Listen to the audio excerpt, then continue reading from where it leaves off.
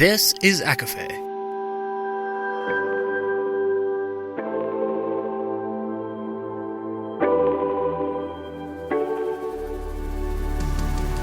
Laura Marie and Jessica Marie proudly present A Court of Fandoms and Exploration, a podcast. Fair warning, everything the hosts say is explicit, full of spoilers and adult content and shall not be used against them. They have opinions. Let's try not to drag anyone for expressing themselves and just have fun for an hour. We all deserve it. This episode does not contain spoilers, but does mention Priory of the Orange Tree, The Little Mermaid, and the Cricket with a K series. For full list, please see show notes. Additionally, per the author's content warning, this book blends fantasy with 15th century history, which includes depictions of enslavement and violence.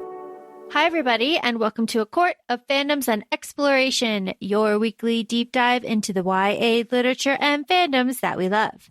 I'm Laura Marie. And I'm Jessica Marie.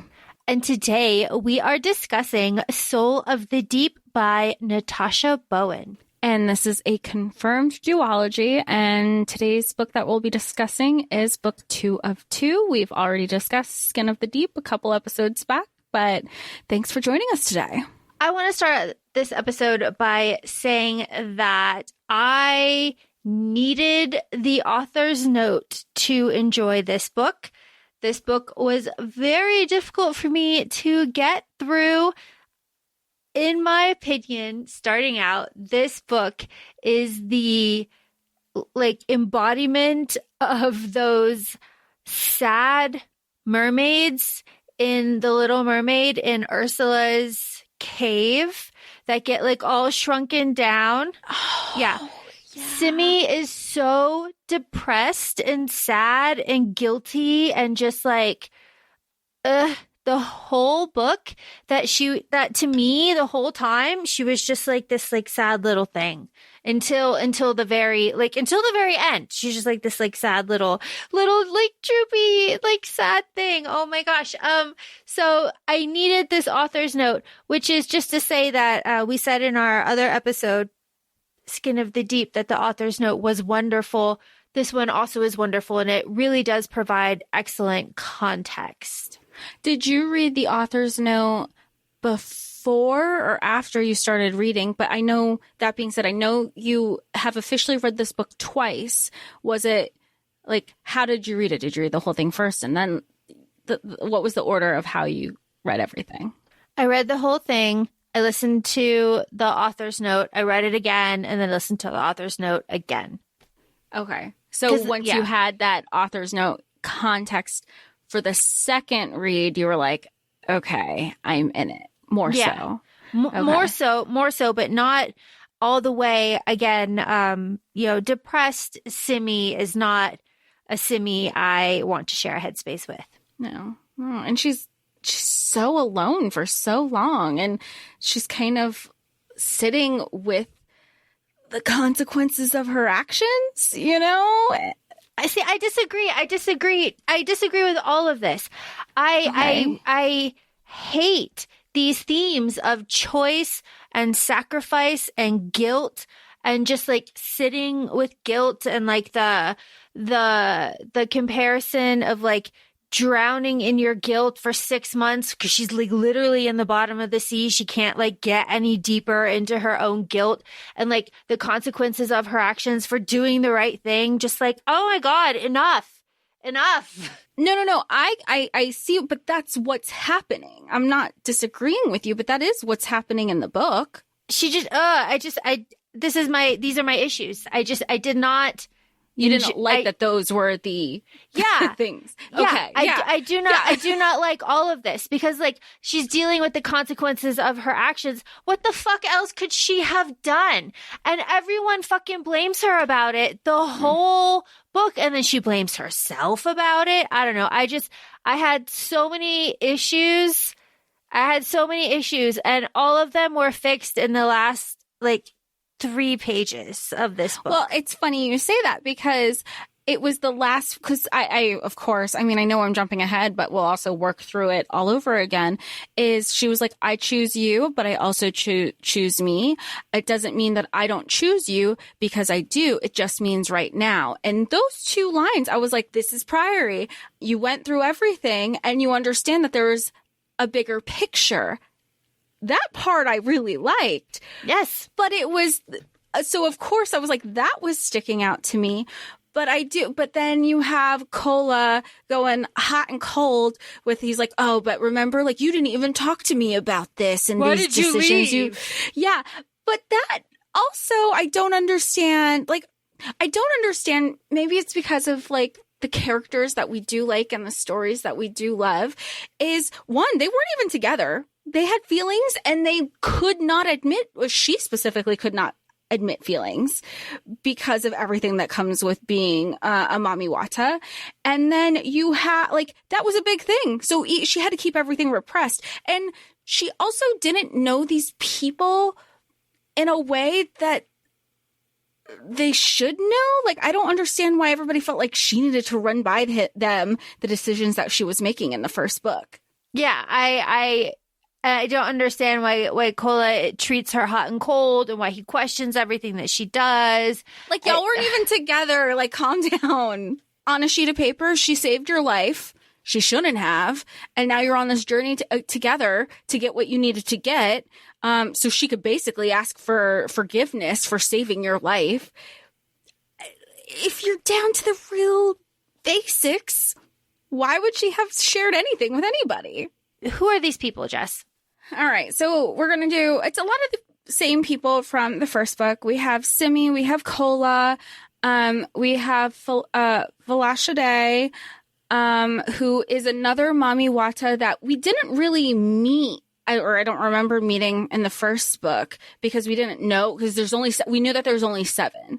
So there is another mommy wata that we meet that helps her with her journey this book. We still have the Aludamari. We have Eshu, Oloku, Idara, Era, who is a childhood friend of Simi's from when she was a human. Then we have Yenka, who is also a hyena shifter, who is also friends with Cola and also a friend of Simi. Then we have Tunde the elephant. That might be my favorite person. And because we learn more about Ara, because Simi is like, she's getting more of her memory back and more of her flashbacks of like her time as a human, which typically doesn't happen when you are a mommy wata. Yes. Okay. So, and to add on to what you said earlier, we did briefly meet Velashade in the first book. And we did. Okay. Remember this because her tail is purple. Let's get into this book. Okay, we start off with a content warning. I appreciate it. I really do enjoy that. I enjoy the content warning just to like get everybody into the headspace. This is 15th century West Africa lore with Portuguese as I'll say it, the slavers. That is our background. Chapter 1. Chapter 1, cold open. Simi is depressed in the deep. She's been down there for 6 months. My God. It's miserable. It's cold. Makes me cold thinking about it. It's cold. She can't see the light because that's a lot of her internal thoughts then. She's like, oh, what I would do just to like go to the surface for a hot second. Not even to just be human, just to see the sun. Just getting very, very angler vibes. Yeah, and anglerfish follow around Olokum. Yeah. And Olokum is, he's the lord of the deep. He's chained down there because of his past deeds.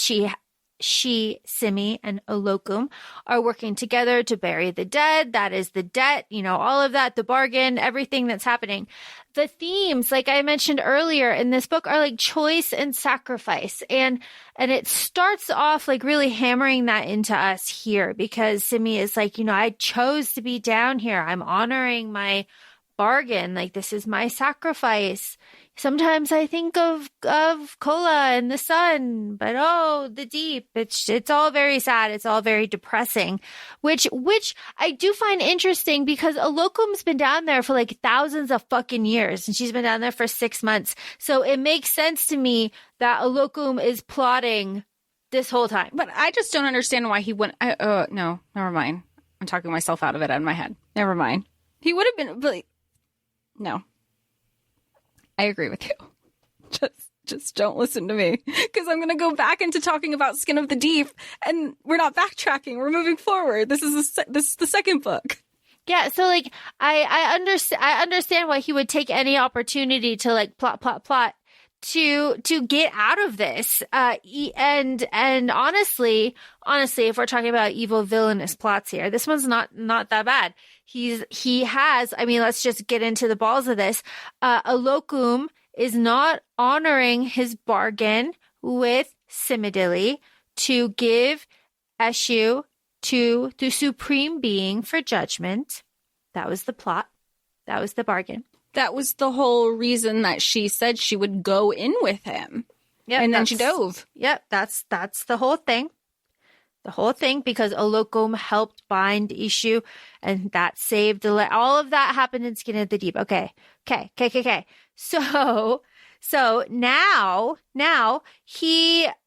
Eshu is imprisoned in Olokum's palace, and his duty to bind the 8 warlords has gone undone. And because of that, basically, shit is going down on land. Is that it? Is that the plot to start off with?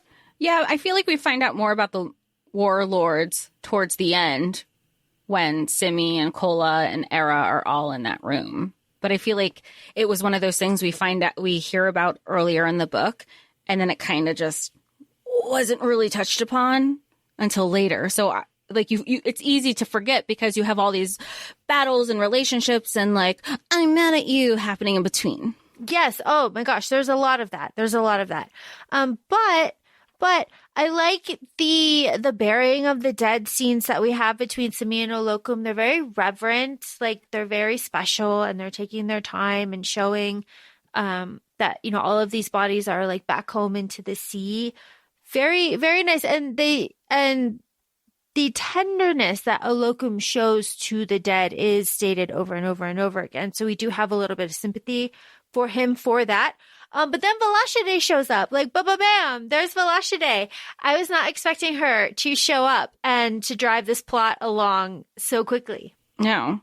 Well, and I didn't, and even when they're like, oh, the 3 of y'all are going to go together to go on land, like, Velashide, you're going to go help Simi escort Eshu with them as they go on to this next adventure. I was like, oh, she has a friend to go with her. I wasn't even expecting that. I know. It's nice. It's nice, especially because, like, in the first book, Velashide is, like, a little bit, I'm going to say harsh. I was going to say crabby, but, like, that's silly. This is set under the sea.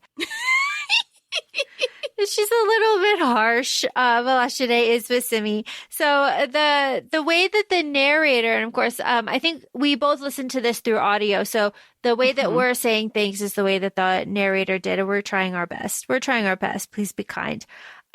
But Velashide, she shows up and she's like, hey, like, hey, what's going on? Here's the tea. Things are going on. Look, Yamoja's not angry with you. And are you sure that Eshu was taken to the Supreme Creator? Because, like, you know, shit's kind of going down. But also, Simi's like, hey, fuck you, don't make me feel guilty. Which is, again, another theme of this book is guilt. So much guilt. Crushing guilt, yes. My God. Which makes sense. They are in this, like, ship, too, which is, like, another, like, layer of, oh my goodness, when they're having this conversation. But, like, Velashide coming and planting this seed of doubt about the bargain that Simidili has put, like, so much faith into is interesting because faith is how Simidili describes Velashide. She describes her like that constantly. Like constantly. So I like this little like back and forth that is there. How do we feel about these warlords? Super scary, yeah? Yeah, anything with warlords is scary, but how is it described in the author's note where you have the Orishas, which are the gods, but then you have the warlords who are considered the Ajagos, which are the anti-gods and warlords of ruin. They can, I don't want to say be released, but they can kind of wreak havoc if they're not controlled. So when you're hearing things in the world of like, if you hear like wars are happening and famine is rampant and all this stuff, like that's because somebody didn't keep them in check. So that's kind of what everybody's trying to, I don't want to say rally against them, but kind of to pen them together and keep them from wreaking havoc of what's like happening in the real world. And what's happening in the real world is that because Eshu has been underwater for 6 months and hasn't been given over to the Supreme Being, the warlords have not been pacified. And therefore, Idara, the priestess of Rabo, she is channeling their warlord power to release them. And she has all of these followers going out, and every death that they make like goes back to the warlords and like strengthens them and like makes the seam thinner so that they can come out or whatever. So when Velashide and Simidili are having this kind of like conversation about guilt and like all of these plots and things, these bodies fall down that have the slashes, 8 slashes, the circles of followers of the warlord, and that kind of like really spurs the plot along quite quickly. Yeah, and that symbol is specific to the warlords. But I'll tell you, before that moment, maybe it's because we were listening to it through the audio, when the narrator is giving the initial conversations with Idara, you think like she's going to be on, I say the right side of things, kind of be the support. And then throughout the conversations, she has, her voice gets deeper, it gets raspier, it turns on a head, and you're like, oh, this isn't, you're not a quote unquote good guy. Like this is, you're a bad priestess. Yeah, you're a bad priestess. Bad priestess, bad followers. Their souls are not collected by the Mamiwata. So they, Simi and Velashide, let these bodies just go. But then Simidili has a very Little Mermaid moment, which I can say because the first book is based on the Little Mermaid.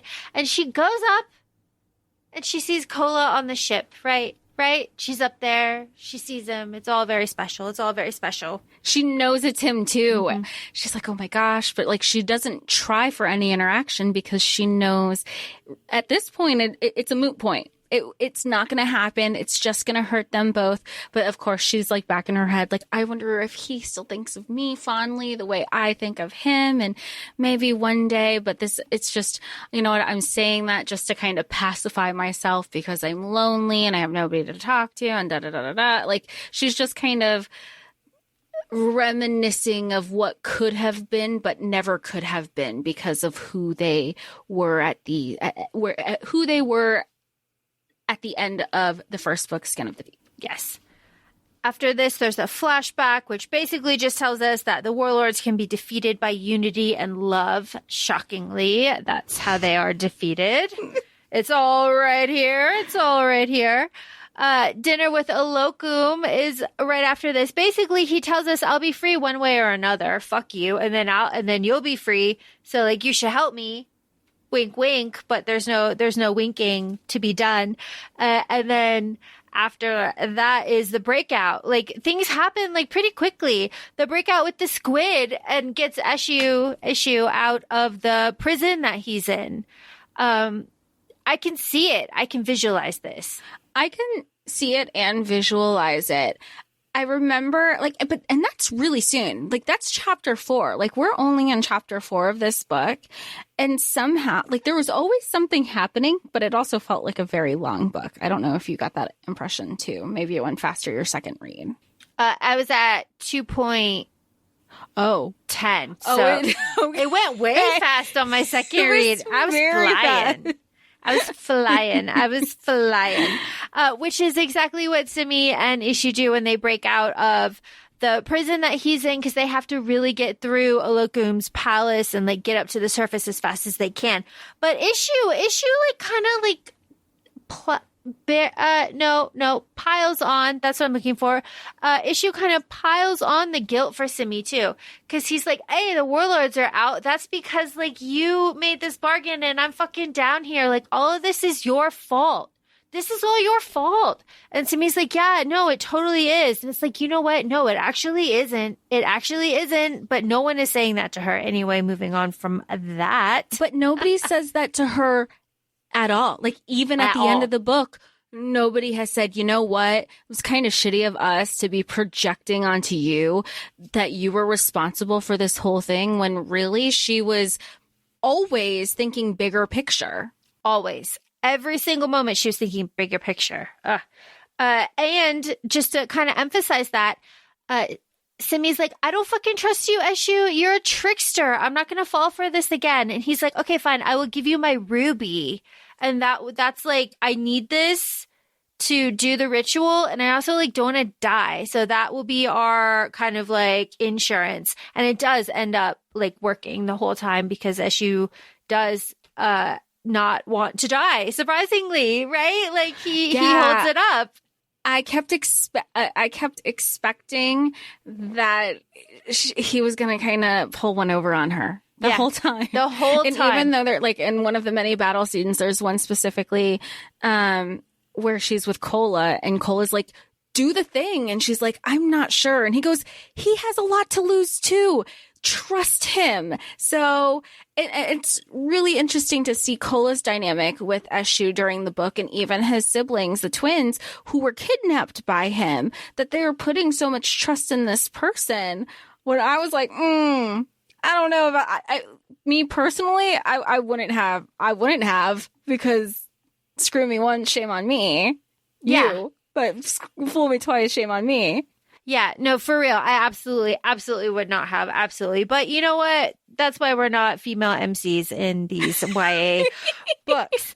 But something that I did really love is the meeting of like Simi and Eshu are like coming up from the deep, and like here comes Yamoja and like the 6 other like Mami Watchers, like, and they're meeting right there, and they're like, oh my gosh, go. And then Olokum's coming up, and there's a battle, and it's kind of like a confrontation, and it's like, fuck you, fuck you, fuck you. And it's like, you were here, I know you're plotting, I'm plotting. And then it's like, well, Olokum says his line, and he says like, redemption takes too long. It's like, oh damn. Okay. And then he calls up the fucking giant squid. Like, call him up. I like it. Of course, it's the giant squid that helps him get away. Yeah. And I like it. I like Olokum's just like, you know what? You want to fuck with me? Let's fuck with all my stuff. Let's go, giant squid. And I love how it's Yamoja who calms the giant squid. Of course, it's like the mother of the water, calming and lulling this big monster back down to the deep. It's like, yeah, fuck you. Also, fuck you, Velashide stabbing Olokum, like right through the like fucking chest or whatever. I was surprised by Velashide's actions at every single turn. I really have mad respect for her. Of course, she's the one who gets midway through. I know. Of course. But, you know, it is what it is. We'll get there. Eshu and Simi surface. You know what? It's just like they surface and it's like, oh my God, we're in the middle of the ocean. There's an island. It just so happens to be Oku and Cola's island. Like, okay, but like she does feel a tug. All right, fine, whatever. And they get shot at. Yeah, and she was like, I knew before he even made an appearance. Yeah, me too. I was reading this book and I was like, it's gonna be Cola. It's going to be cool. And she's like, ooh, he grew up. He got taller. He got muscles. He is looking good. She was all about it. She was all about it, all about it. And Velashide is with her too. So it's Velashide, Issue, and Simi on this beach. And they're like, okay, we gotta go bind the anti-gods. We have a quest. We're questing. And Simi's talking about how like, she put her faith too blindly in like bargains with gods, and she feels so guilty. And now she's gonna like work to make it right. That's her own fucking issues.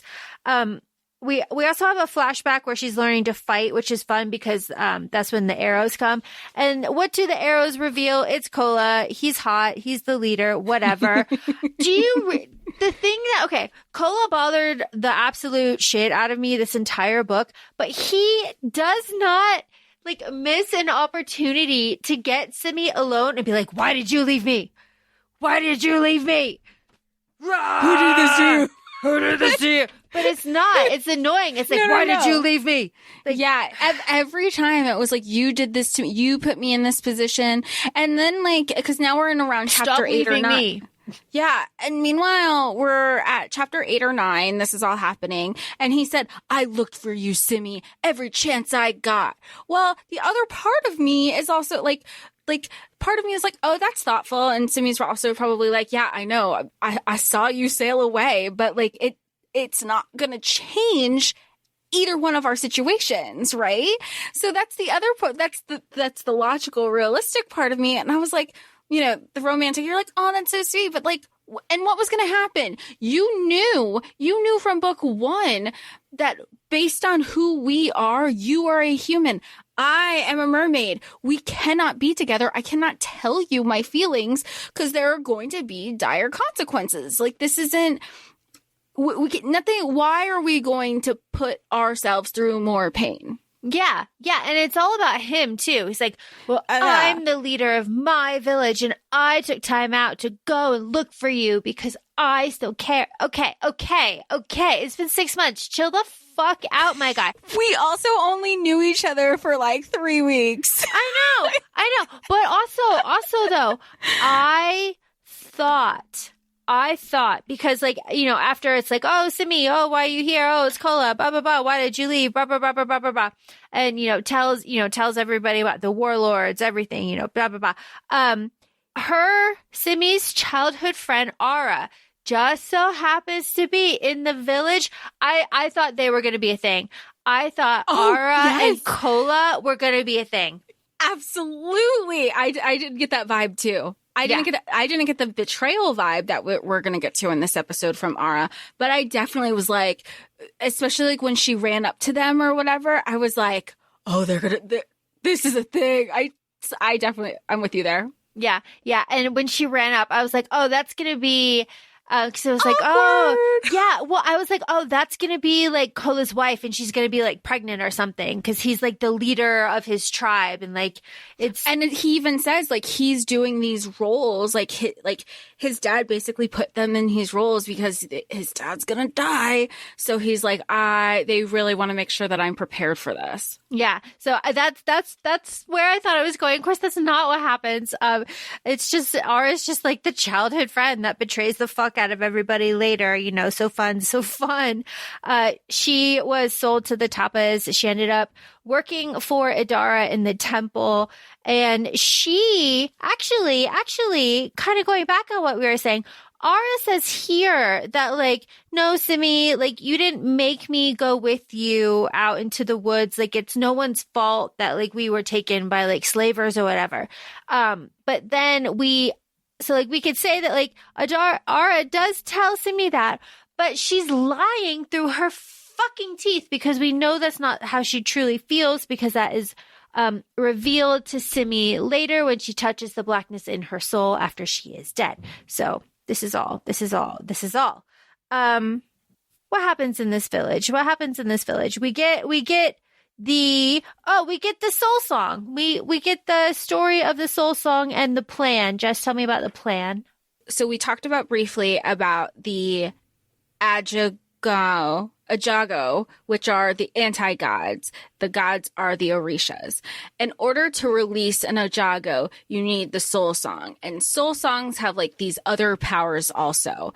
And I'm kind of jumping ahead here, but basically you can control the warlords as long as you have the soul song. And so the plan is to go get the soul song so we can control the warlords and we can like stop all this havoc from being wrecked. Yes. And this soul song happens to be in basically the Loch Ness monster of West Africa, which is what the author's note tells us. So imagine like a very big sea monster with a long neck that is like armored and large and just causing a muck in a chasm. Yes, causing him. That Velocity just so happens to know where it is. Yeah, there's a lot of coincidences here. It's fine. But they have to go kill that big monster. And Simidili has to store that soul song in her sapphire necklace to give to Ishu to do the ritual, just as you said. And Ishu is very clever. He's like, yeah, no, I said I'd do like the ritual and shit. I'm not going to fucking kill that thing. I'm not going to kill it. I mean, you can hunt it. I mean, that's how I think you should kill it. Like, hunt the shit out of it. But I don't know. I'm going to be here. Oh, he's so fun. Like, I wasn't expecting him to be the comedic relief after everything we went through with him in book 1. Yeah, no, for real. It's like, oh, but he is, I think you said you read something that compared him to Loki. And I absolutely agree with that. And now I can't unsee it. And I know we're trying really, like we're with this duology specifically, we're trying not to compare it to other retellings aside from what the author has shared in her author's notes. So, but I did see a review. We'll put it in the show notes. And that was one of the comparisons. I was like, that makes so much sense. Yeah, it does. Okay. We are up to our battle, right? Yes, we're up to our battle with the Tapa, right? Our Tapa, our attack. Yeah, chapter 14. Yes, chapter 14. But I still don't visually, what is a Tapa? Because I have to tell you, as somebody who's gone to Spain, you as well, I kept thinking of tapas. And that's just like, I know that's not what it looked like, but I just wasn't really in a food set of mine when I kept hearing the reference. That is one of the author's notes that Natasha says, is that she was looking at different communities within West Africa that the slavers often tried to pit against one another. That's right. Yes. But before this like battle happens, there's like this confrontation, right? With Simi and Kola. He's like, why are you here? I can make my own decisions. Look how that turned out. Stop sacrificing yourself. It's just like, oh my God, who the fuck, Kola, do you think you are to speak to this mermaid like this, questioning her decisions? Like, you are alive, my guy, because of her decisions. Sit down and shut the fuck up and be grateful that you are going to be king or whatever. Why isn't it anybody putting him in check? That's my issue. Like, at least his siblings, the twins, they were just great. They were so happy it had nothing to do with any of the sacrifices that Simi made. They were just grateful to see her again. They didn't think that was possible. Mm-hmm. They loved her. And like, I like one of the lines that she says, she's like, all this affection is just, it's too much. Like, y'all need to stop. It's like, ooh, it's a lot. Yeah, but she goes, but then when Cola's saying, oh, I don't want you to keep sacrificing yourself for others. You don't know me. Like, I just keep going back to, like, I get that they're in love and I can't say it's unrequited, but it's just like, I guess it's forbidden love. I guess that's the trope. But you said something at the top of this episode where it was just like everything came back to him. It had nothing to do with her. And now yes, I recognize that, but hearing it out loud, it's just gonna propel this episode with everything. And another thing, my guy. Yeah, it's just really annoying. It's really annoying. All of that to say. Simi has a vision. She's getting visions from the ruby of the warlords and them doing different things because it's tied to issue. It's this whole thing.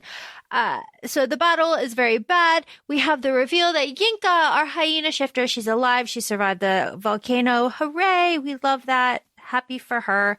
We have the very eerie foreboding. They came at night from the questioning from one of the villagers. We have again, another fight with Simi and Kola. This is the one where she cries. This is after the battle. He's like, I needed you, and he's like, I thought of you. And she's like, I thought of you, but I also thought of more than you. Like, I thought of more than you, like every single fucking time. Like, oh my God, it's so, But this just goes back to, she made the decisions because for her, it's always been bigger picture and nobody else has seen it. And that's why she's the one who made the decision that she did. Like, nobody else was thinking about everything involved and everyone involved, because it also happens again later in this book. She's like, it was like one of those, do I sacrifice for like the greater good for Kola and Eshu? Like, because she really was like, there's a whole bigger picture going on. These are two people. I care about them, but it's so much bigger than that. Yeah. And here's just another example, because like after this whole situation, it's like very touching. There's like moments, there's lots of moments here, dinner moments, whatever. But we have a timeline. The timeline is 2 fucking days. 2 days they have to do this ritual. So it's like, okay. We figured out that the monster is in the chasm. All right, we need to go. Velashide and Simi are going to go because they know where it is. Everybody else is going to stay safe. But then Kola's like, no, we're going to go with you. We're going to go with you. Yeah. We're going to go. Me, Bem, and Yinka are going to go.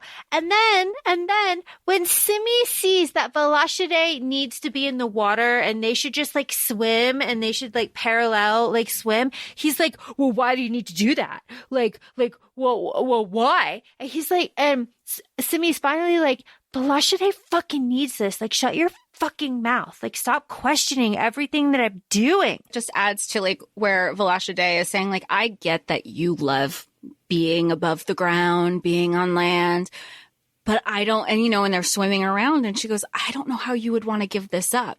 Because honestly, I think it's just like you want the best of both worlds too, because let's remember from the first book, there were times where Simi was walking and she's like, damn, my feet hurt. I could really use the water right now. And I sometimes, I think it could be something of like, you want what you can't have, or that flexibility, it does come down to choice, as we know at the end of this book, being able to have the flexibility to go between the two, which is kind of what there are right now. But Velasha just needs it a little bit more to have that, the water of it all. Yeah. And the water of it all, we have this really beautiful scene of these women that are playing the river, like a drum. River drum. Like it's wonderful. You can visualize it. It's a real thing. The author's note, again, is wonderful. Just really fantastic. And then we love when they say the thing, right? They say the thing here. Protect us, keep us safe from the soul of the deep. So is that to say the soul of the deep is the monster? No. What is it? Is it guilt? Is it sacrifice? What is it? We don't know. We'll get there. We'll get there. Jess, were you expecting Alokum to come save the day here? No, because you can't you can't get a read on him sometimes because he's back and forth with it. You're like, wait, what? Why is he like he traps the squid, the Loch Ness monster of the West African Loch Ness monster. We don't want to keep butchering the names as much as we have. But then he's also chained in some sort of way. No, I'm like, make it make sense. Sometimes I do think that maybe a visual, I mean, that's not this book. This is YA. But when sometimes in a spice book, you're drawing diagrams and trying to like, wait, I need to see how this is being executed. That's what I felt like here, because you can visualize each of the individual things, but how it's being executed is a whole other thing. I was like, you're doing this, but you're chained. Like, are you using the chains? I had a lot of questions. So I didn't have this problem. Good. No, because I'm just stupid. No, you are not stupid. You are absolutely never, dumb. ever. No, I pictured this is the classic, like, how does a horse wear pants, right? It's the same kind of thing. Okay. So I pictured this as the chain is around his waist and there's like an infinite kind of like mass trailing behind him.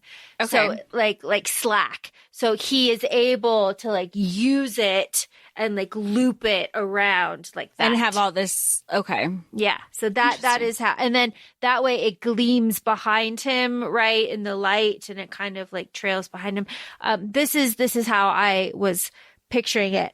I, again, not expecting here to see him, but again, Kola, he's trying to fucking help and deliver a message about betrayal in the camp, Kola, and you just have to dive in because you think they're taking too long, swim behind Olokum and yank his chains back and save the day, so much so that you pass out in the boat for like the rest of the day and you're fucking useless. Make it make sense. Do you think he has a hero complex? I don't know. Part of me is like, oh, it's the Orisha in him. Like, oh, blah, blah, but like, whatever. He's just an annoying man at this point. We don't know that he's Orisha at this point, right? I think there was some like, I can't remember if there were like some inklings that made me think, wait, are they? Simi's like, how did he do that? How did he swim so deep? Like right after this specifically. Yeah. That's like the first. This isn't like Daevabad where people were questioning Muntadir. Not Muntadir. Right. Ali, thank you. Yeah. Yeah, it's just a lot of things. It's a lot of things. But like, Olokum's trying to give the warning. Kola comes and fucks it up. You know, it is what it is. I'm here to make amends. I'm trying to help you. Immortal seeks to control the warlords. And Simi's like, yeah, we fucking know it's Adara. And he's like, no, listen to me. And Kola's like, nope, you thought. And he passes out. And yeah. And then after he passes out, this is the part where where Era, the friend, right? Yeah. The friend. So her childhood friend, she's saying, you know, I know you really want to be human. And so if you need the soul song and the soul song controls the warlords, what if you had the soul song instead of giving it to Eshu? So you would be controlling the warlords and all these other powers that we don't know comes with it. But like, I'm sure like part of your ask could, if they're like controlling all these things, you can ask them about making you human. I mean, like, what's the difference between you and Eshu as long as they're being controlled, right? And so she's like, wait, maybe, and she, and she's of course like pandering. You're always doing everything for everybody else. Why don't you do something for yourself? So she's like, and Simi doesn't know, like, you really think that Era has her best interest at heart, but at the same time, I feel like the way that this is positioned, and maybe it's just us being familiar as YA fantasy readers, that we're like, you start questioning things because we also just finished an episode about toxic friendships. So, well, yeah. And she's like, oh, well, you're right. Like, we can't do that. I just like see your pain, Simi. Like, why don't you just do what you want, which is another theme, want versus need. What do you, for people pleasers, why don't you do what you want for like the first time? And you are so right. Like Adara, she's not always right. Like maybe she can't control them. Like, yeah, it's just like, oh, you manipulative.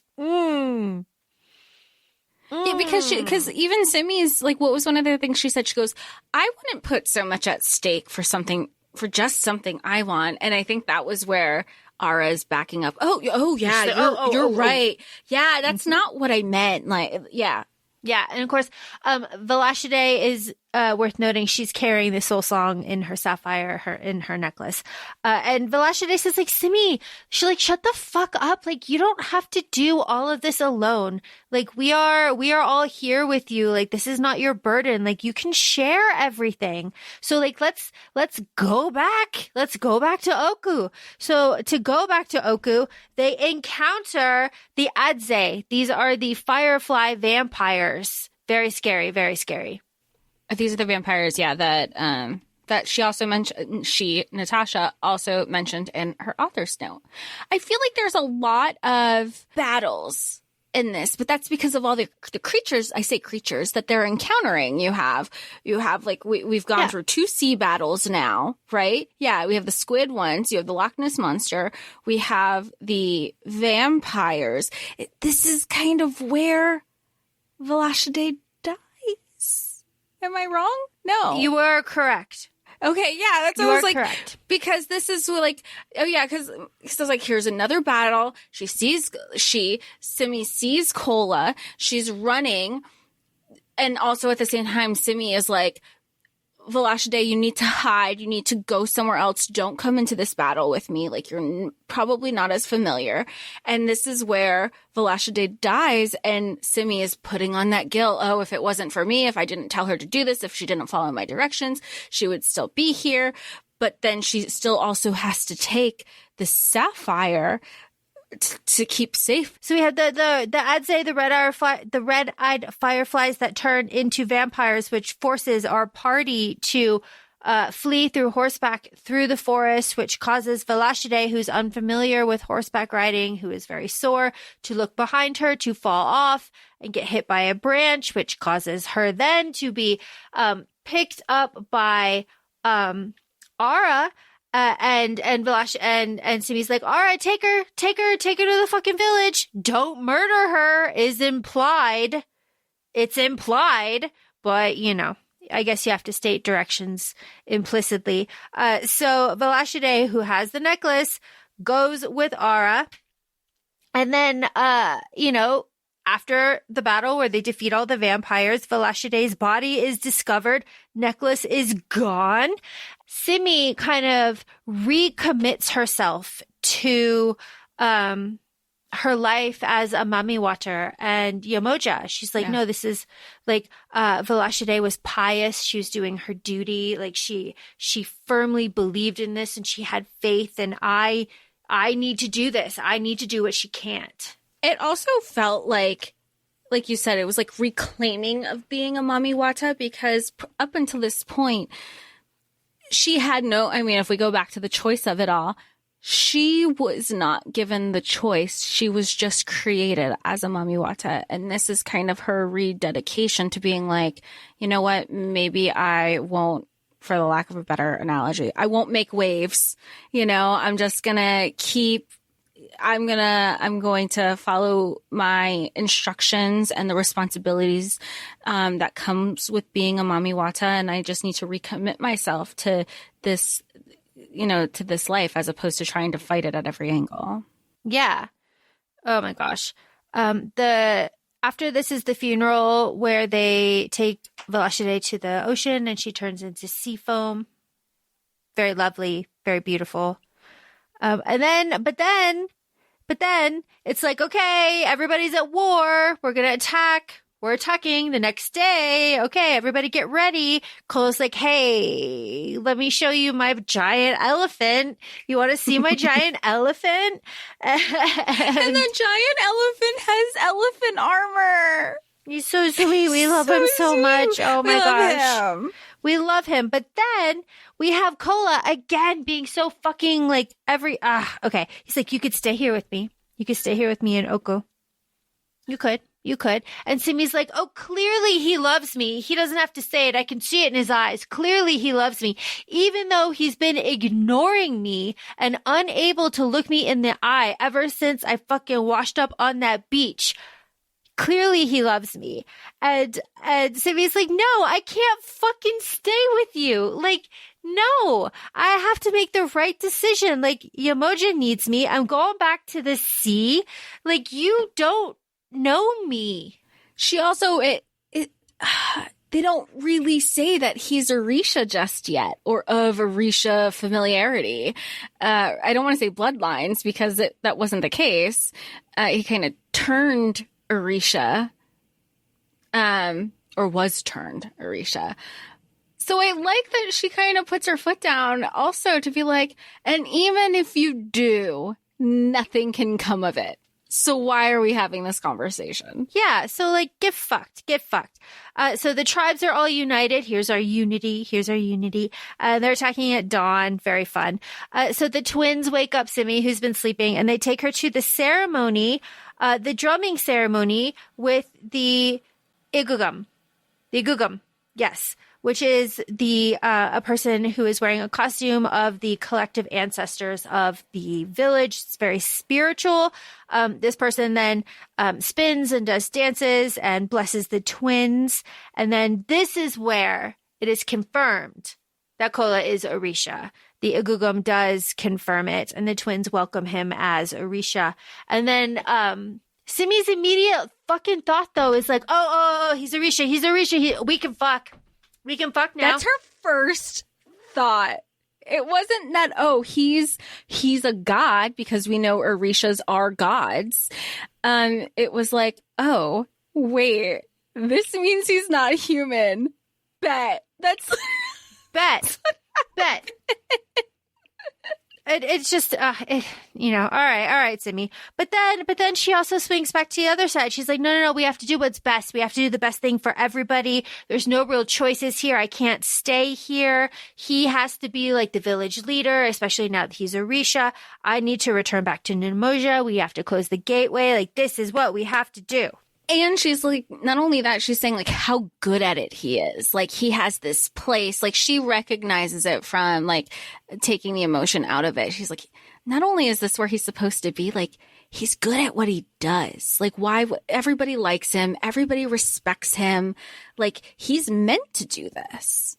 And the Babalao kind of confirms that to Kola too. Cause the Babalao also says like, oh yeah. Like, you're Orisha, and hey, BT dubs, Ishu, he's going to bind the warlords. It's fine. You are going to be able to help so many people now. It's awesome. And you are confirming not human. So you can just saying. And Kola just like drops all of this like knowledge bombs to Simi as they're riding Tunde to Rabba to attack the fucking city, because they're going to get Ara back. They're going to try to find the Sapphire. They're trying to bind the warlords. Like, this is the backslide of this book here. Yeah, we're in the last like 5 chapters. Yeah.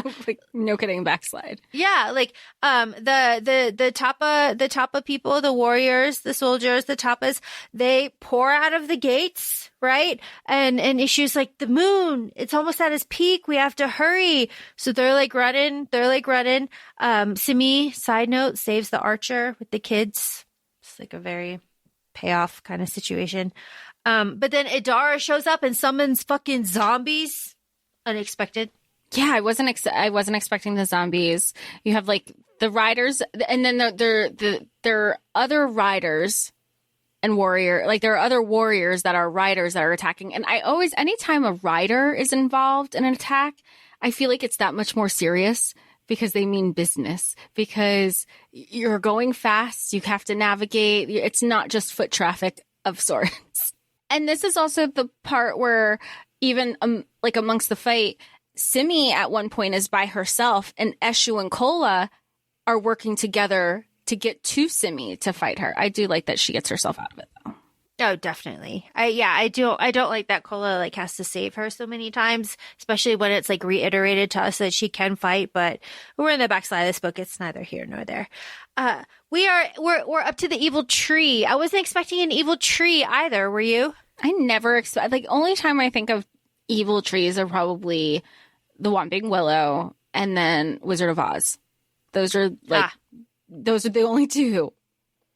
I think of Sleepy Hollow. So to have like a sentient tree, it throws me off all the time.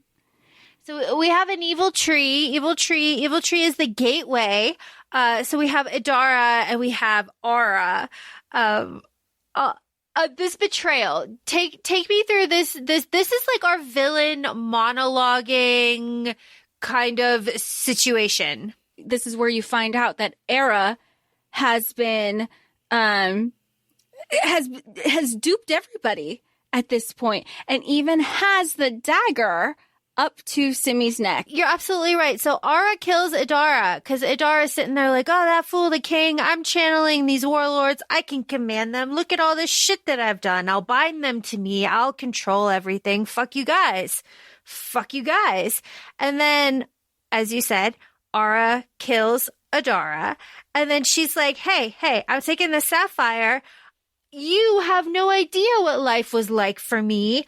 I was a slave while you were splashing in the fucking sea. Get fucked. That's right. She was romanticizing everything. Like, you're complaining about this life that you had. You don't know what it's like, what hardness looks like. You don't know what I went through while you were being a mermaid. I came back after we were both, thrown overboard, and this is what I had to go through. And you're complaining about your life. She's really bitter. And at this point, she's not possessed yet. She puts on the warlord mask essentially and becomes possessed by the warlord. But you can tell through her years of resentment, more or less, especially because Simi comes back. Not everybody realized that she was a Mamiwata and still alive. At this point, before seeing each other again, seeing her family, they think she's dead. Yes. And Ara also, she was a spy. She was Adara's spy the whole time. She was like, yeah. Adara sent me into the village because I needed to get the soul song. We know this. And then, I met Kola, and he started telling me about you, and I was like, well, no shit. I just so happened to know her. And then I was just like a little plant. And then I was learning all my shit. And then I told her, and then now I murdered her, and now I'm taking it over. And then, like you said, Jess, with the bitterness, she's like, if our leaders had harnessed the power of the warlords when we were children, we never would have been taken. And if we never would have been taken, we would have been safe. And I would have been safe if I never would have gone with you. And that's the line. She goes, you always want to do the right thing, but we wouldn't have been taken if it wasn't for you. That was the quote that I had, but this is another example of people putting it on to her as if anybody doesn't have individual, accountability of their own actions. You didn't have to go, but it's easy to place blame. It's very easy to place blame. But everybody's placing blame on Simi. Everybody. This person who she thought was her friend, this, lover, not lover person she's in love with, everybody that she were, even Yamoja, and you get the apology at the end, sure. But it took a bunch of shit to happen for her to be like, actually, I know I told you should always be listening to me, but in the end, you never listening to me actually was a good thing. So, do what you want. Yeah. Oh, we'll get I know. there. We will get there. We're up to the decision, right? The decision. Jess, you said we have a blade to the neck, and we have the decision.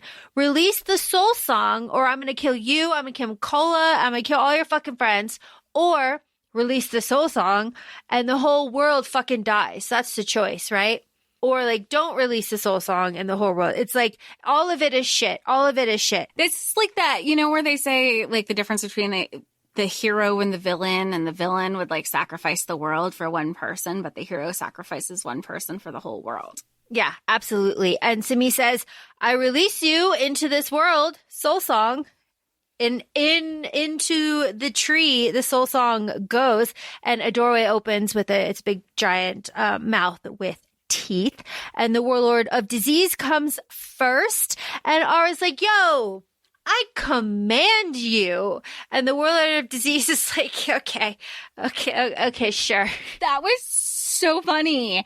To me, because it's like, oh, this is biting me in the ass real quick. There was no lead time. Because the warlords are like, oh, okay, child, you thought That's cute. Yeah. You want a blessing? You want a blessing from me? Because then he turns around. He's like, oh, she asked for it.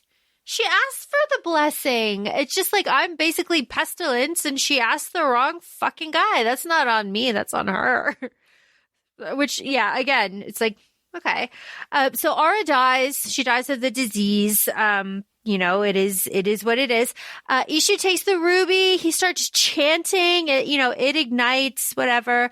Kola starts stabbing Pestilence. There's a big thing. Other warlords are trying to emerge, woo, woo, woo, coming through. The description of the doorway being like a pregnant belly with 7 hands, like pressing against it and having it contract. I was like, no, thank you. No, thank you. So I was really happy.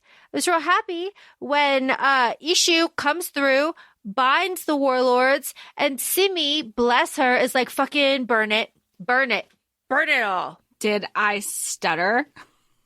Did I stutter? It. Yes, and they do. And Ishu does actually burn it, and I do love that. So that gateway now is sealed and closed. The warlords are gone. Idara is dead. Aura is dead. Everyone is safe. The battle is just about over because they come out and basically everybody, the battle is done. Oko declares victory, even though half of the people that went are dead. And then Simi tries to fucking leave. She tries to leave without telling anybody. She's like, oh, the sea calls me. Yeah, she goes, it has to be like this. That's a direct quote. You're like, what? It really doesn't, Simi, but okay. She gets called out on it. Like, were you just going to leave and not say goodbye? And sometimes we have to choose something other than what we want. And that's Simi saying this to Kola. But that goes into she's just trying to leave. She doesn't want to get anybody involved. She's just like, we already know she's not great with goodbyes after the first book. Like, did you expect anything different from the second one? She's kind of been like, you're on your own, kid, for so long. Yeah, for real. And especially because at this small celebration that's happening where they say that, Kola again is like, can't we try to be together? Again, and again, she's like, no, it's bigger picture. You're Oko's leader. I'm Nemoja. I need to go where I'm needed and where I have a purpose, which I thought was very interesting. And then again, Ishu's like, no, you know what, Ishu, I don't shirk my duties. Ishu says, I'm gonna buy these fucking warlords. I like living here. And then we're in our last scene here at Yamoja's island. How did we feel about this? It made me frustrated with Yamoja, if you couldn't tell when we were talking about it earlier. And I feel like you're aligning with that too, because you've had a book at 2.9 of the books, or 1.9. We're almost fully through 2 books where Yamoja is like, these are backtrack. She never said the rules to Simi. That's why Simi got into this whole predicament in the first place. The rules and responsibilities not only were never really said to her, there wasn't a why. So she was like, well, okay, can't be that bad if I don't know why. And yeah, everything that Yamoja has done and has said and has dictated in everybody's in her expectations of the Mamiwata, all of that by the end of this, she was like, well, so all that, basically everything that you've gone through, you should have never listened to me. Seems like you worked it out on your own. And, I grant you permission now to do whatever you want. So if you want to go, do that. If you want to do this other thing, stay a mermaid or but do it for you. Don't do it for the bigger picture, which also seems to contradict the whole purpose of the Mamiwata, because there's only 7. Let's not forget, there is only 7 in the entire world, and she hand chose every single one of them. Now that there's only 6 because Valasha Day has died, but it just seems to contradict everything, and none of this I'm very frustrated, and it seems very hypocritical after everything that we've gone through. And then to give Velasquez's necklace to a man is just, again, like sharing the power. And we don't know what power it will give you, but it might enhance you using a woman's necklace and her power to enhance the power of another man. Yeah, it's all. And all just so, like, they can be together. Like, that's the part. I know we talked about it in our Cricket with a K episode. And I guess it depends on what you're looking for when you're going into reading. If you want to read a happily ever after, like, you go ahead and read that. I know that there's books out there, but that's not exactly what I was hoping you expect to get out of this duology. Everybody's happily ever afters look different, and it doesn't always have to be romantic. And to have that at the end of this episode, in a way, or episode at the end of this duology, kind of seems counterintuitive. Yeah. It was not excellent. It was not excellent. Just to like go through specifics, you are Mummy Water and more. I release you. You have a choice. Follow your own path. This is freedom. Kola is looking for you. Go get him. Choose what is right for you. Oh, look whose boat is that? Talk about timing. Yeah. Every sacrifice has a reward. Sacrifices are, what is best isn't always what we want. It's just like, it's all very. So Kola gets the sapphire, so he chooses land. Okay, whatever. Kola, again, there must be a way. But again, I said in the beginning of this episode that the last like couple pages really save this book for me, and they do, starting here. Cause like after they start kissing, this is when Simi's like, no, yeah, like I can be more than the girl that fell in love with the boy. I can be more than Mummy Watcher. I can be more than this. I can do more. And this is again, we can be together, are you sure of me? But then this is you. This is what you said, Jess, earlier. I choose me. She's like, you know what? I want to go see my family. I want to like do some stuff. I want to like take care of me and have my freedom. I'll come back to you. I choose you, but like not right now. Peace out. Right. And I like that. That is good. But like, and like you said at the top of the episode, Jess, it is very priory. And I think that ending is really wonderful. Like, I choose you, but not right now. But all of this build up and like Kola and his like whiny ass, this whole book, I just could have done without completely. Do you feel like you could have had the same result with this book without his whininess? Yes. You could cut out his character completely and put in like her mother instead. And it would have been like a very female centric kind of, mother you're born to, mother who has remade you kind of situation. But no, we didn't get any. Yeah, it would have been good. I just made that up just now. But we don't. We have this like romantic struggle. And of course that's YA. And of course that's what we're doing for. And of course, as always, a young child reading this book, seeing this representation, this could potentially change their life. So of course there is always that. Framed that way, especially with it being YA, and if with that being the audience, to be like, Samantha says it in Sex and the City. She goes, I love you, but I love me more. Yes. And I choose to be me. Yeah. And I think that's the last line. I am Simi Dilly. I choose to follow no one. I choose me. Yeah. And I think that's a really nice way to end it too. I choose to be me, because that's a very powerful way to end kind of a book that I feel kind of lukewarm about. But something that I'm not lukewarm about is the author's note, which is fucking fire. I love this author's note. She gives context. She gives reason. She's like, I did this. I did this. These are the water drummers. This is where they're from. This is the monster. I love it. I love it.